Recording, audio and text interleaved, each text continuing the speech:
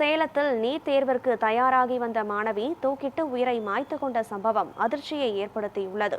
இதுகுறித்து நமது செய்தியாளர் ரியாஸ் வழங்கும் தகவல்களை கேட்கலாம். ரியாஸ், சேலம் அருகே எந்த பகுதியில் தற்போது இந்த தற்கொலை முயற்சியானது மேற்கொள்ளப்பட்டிருக்கிறது? மறுதேர்விற்கான தேதி அறிவிக்கப்பட்டு நாளும் குறிக்கப்பட்டு விட்டது. இப்போது ஞாயிற்றுக்கிழமை மறுதேர்வு என அறிவிக்கப்பட்டிருக்கும் சூழலில் இத்தகைய சம்பவம் அரங்கேறியிருக்கிறது. இதன் பின்னணி என்ன? வணக்கம் கனகத்தாரா. தற்போது நீட் தேர்வுக்கு தயாரான மாணவி ஒருவர் தற்போது மன அழுத்தம் காரணமாக தற்கொலை செய்து கொண்டதாக தகவல் வெளியாகி பரபரப்பை ஏற்படுத்தியுள்ளது. குறிப்பாக இந்த மாணவியை பொறுத்த வரைக்கும் சேலம் எருமாபாளையம் பகுதியைச் சேர்ந்த சேகர் புவனேஸ்வரி தம்பதியினுடைய மகள் கோபிகா. இவருடைய வயது 19. இவர் 12ஆம் வகுப்பு தேர்வில் 440 மதிப்பெண்கள் பெற்று மருத்துவ படிப்பில் நோக்கி நீட் தேர்வுக்கு தயாராகி வந்து கொண்டிருந்தார். ஏற்கனவே 2 முறை இந்த நீட் தேர்வுக்கான தேர்வை இவர் எழுதியிருந்தார். கடந்த முறை தேர்வு எழுதும்போது இந்த தேர்வானது ரத்து செய்யப்பட்டது.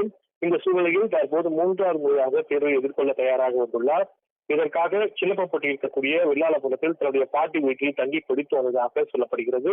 இந்த சூழ்நிலையில் நீட் தேர்வு நெருங்கி வருவதால் ஏற்பட்ட மன அழுத்தம் காரணமாகவும் தோல்வி பயம் காரணமாகவும் தூக்கிட்டு தற்கொலை செய்து கொண்டதாக உறவினர்கள் தற்போது வேதனை தெரிவித்துள்ளனர். இந்த சம்பவம் குறித்து தற்போது காவல்துறையினர் விசாரணை மேற்கொண்டு வருவதற்காக பாட்டி வீட்டில் இருந்து அந்த மாணவனுடைய உடல் தற்போது சேலம் அரசு மருத்துவமனைக்கு எடுத்து வரப்பட்டது. இதன் காரணமாக உறவினர்கள் அனைவரும் தற்போது சேலம் அரசு மருத்துவமனை முன்பாக குவிந்துள்ளனர். அந்த வளாகம் முழுவதுமே பெரும் சோகமயமாக காட்சியளிக்கிறது. நீட் தேர்வு தற்போது தேதி அறிவிக்கப்பட்டு அனைத்து ஏற்பாடுகளும் செய்யப்பட்ட சூழ்நிலையில் சேலத்தில் இந்த நீட் தேர்வு காரணமாக இந்த மாணவி ஒருவர் தற்போது தற்கொலை செய்து கொண்ட சம்பவம் பெரும் சோகத்தை ஏற்படுத்தியுள்ளது.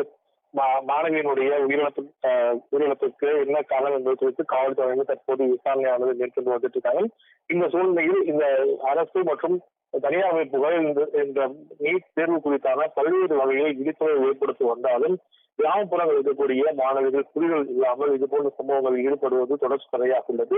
கடந்த ஓராண்டுகளாக இதுபோன்ற சம்பவங்கள் எதுவும் நடைபெறாமல் இந்த சூழ்நிலையில் தற்போது இந்த நீட் தேர்வு ரத்து செய்யப்பட்டு மீண்டும் தேர்வு அறிவிக்கப்பட்டிருந்த சூழ்நிலையில் மாணவி ஒருவர் இந்த பயத்தின் காரணமாக தன்னுடைய உயிரை மாய்த்துக் கொண்ட சம்பவம் பெரும் சோகத்தை ஏற்படுத்தியிருக்கிறேன் சொல்லலாம்.